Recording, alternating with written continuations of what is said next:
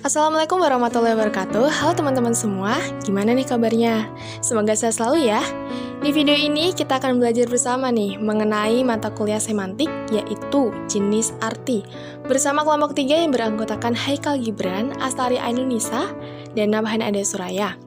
Sebelum kita masuki materi lebih lanjut nih, apa aja sih sebenarnya jenis arti itu? Nah, jenis arti ini terdapat 3 poin teman-teman. Yang pertama ada arti leksikal dan arti gramatikal. Yang kedua ada arti denotatif dan arti konotatif. Yang ketiga arti literal dan non-literal. Untuk lebih lengkapnya, yuk sama-sama kita simak video ini. Materi yang pertama yaitu leksikal dan gramatikal. Makna leksikal, beberapa ahli memberikan definisi terhadap arti leksikal secara terperinci sehingga kita dapat membuat batasan terhadap arti leksikal. Batasan yang pertama yaitu arti leksikal adalah arti kata penuh, kata berisi, atau termasuk dalam kelas kata terbuka. Kedua, arti leksikal lebih kaya dan kompleks daripada arti gramatikal, bersama dengan arti tugas dan elemen gramatikal. Makna leksikal dan gramatikal merupakan bentuk kata sifat dari kata benda leksikon dan gramatika. Secara sederhana, leksikon berarti kosakata dan gramatika berarti tata bahasa. Dengan demikian, makna leksikal berarti makna yang bersifat kata dan makna gramatikal yang berarti makna yang sesuai dengan proses tata bahasa.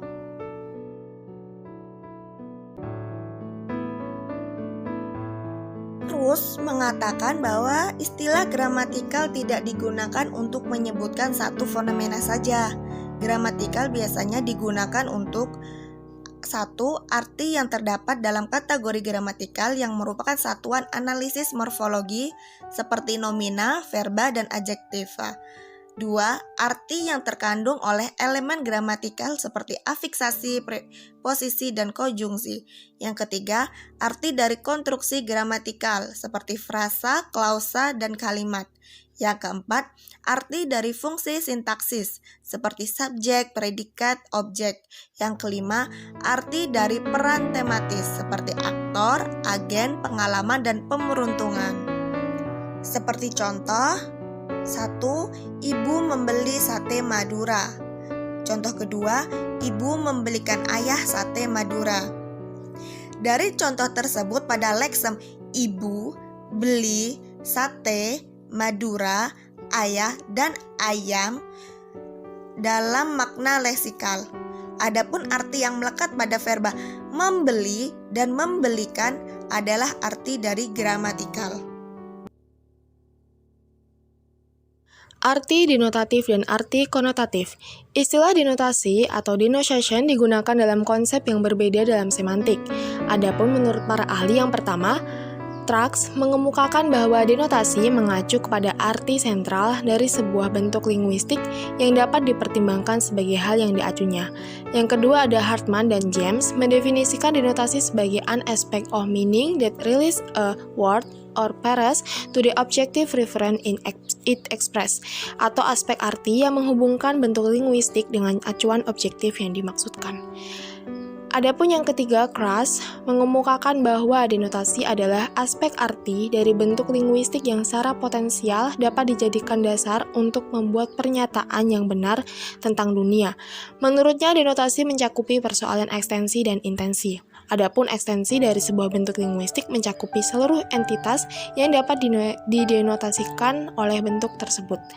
Sedangkan intensi dari sebuah bentuk linguistik mengacu kepada ciri atau sifat yang dimiliki bersama oleh eksistensinya. Jadi, dapat disimpulkan bahwa arti denotatif adalah aspek arti dari bentuk linguistik tertentu yang mengandung ciri. Yang pertama, merupakan arti sentral atau inti. Yang kedua, menghubungkan bentuk linguistik dengan acuan objektifnya. Yang ketiga, dapat dijadikan dasar untuk membuat pernyataan yang benar tentang dunia. Sedangkan, istilah konotasi atau connotation juga diberi batasan yang berbeda-beda pula.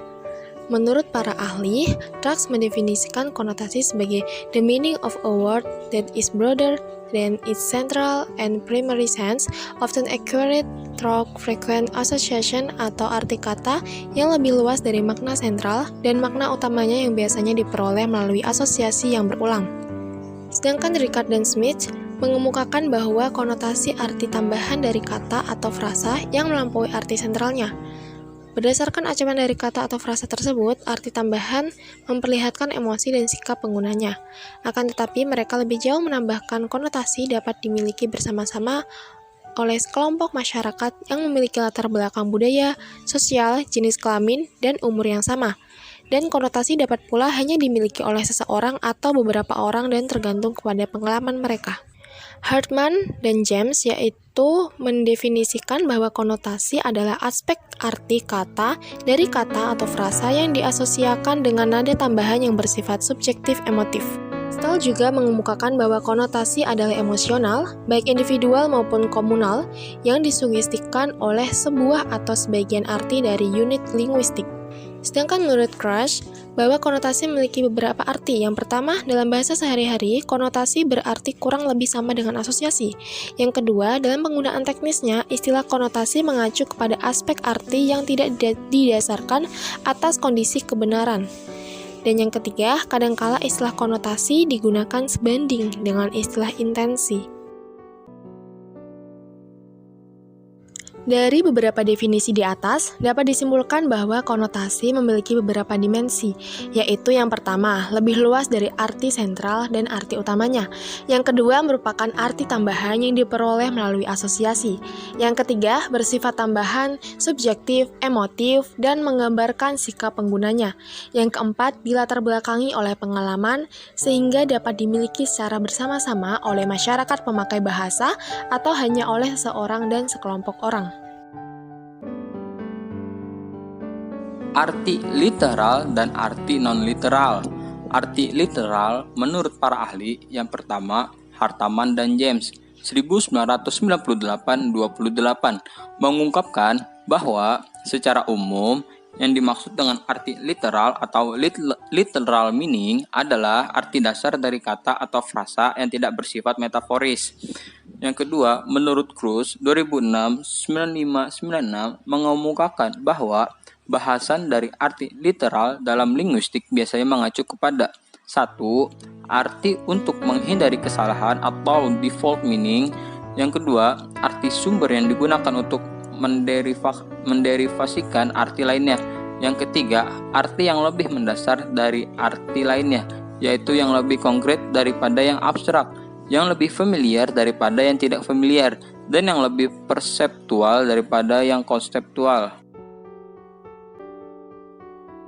Salah satu konsep yang terkait dengan arti non-literal ini adalah bahasa figuratif atau figurative language atau figurative speech.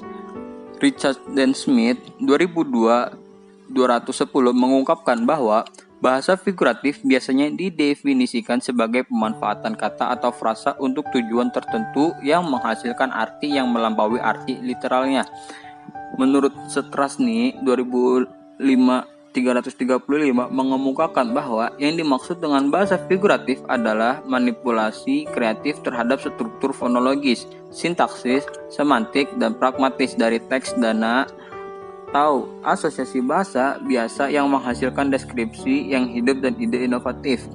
Biasanya, bahasa figuratif ini menggunakan gaya bahasa yang secara kasar dapat diklasifikasikan ke dalam 4 ragam, yaitu perbandingan, pertautan, pertentangan, dan perulangan, sintaksis, semantik, dan pragmatis dari teks dana atau asosiasi bahasa biasa yang menghasilkan deskripsi yang hidup dan ide inovatif. Konsep lain yang terkait dengan arti non-literal adalah idiom. Menurut Hartman dan James 1998-71, Crystal 2008-102, dan Trucks 1999-114, idiom merupakan gabungan kata yang artinya tidak dapat dianalisis berdasarkan konstituen yang membentuknya.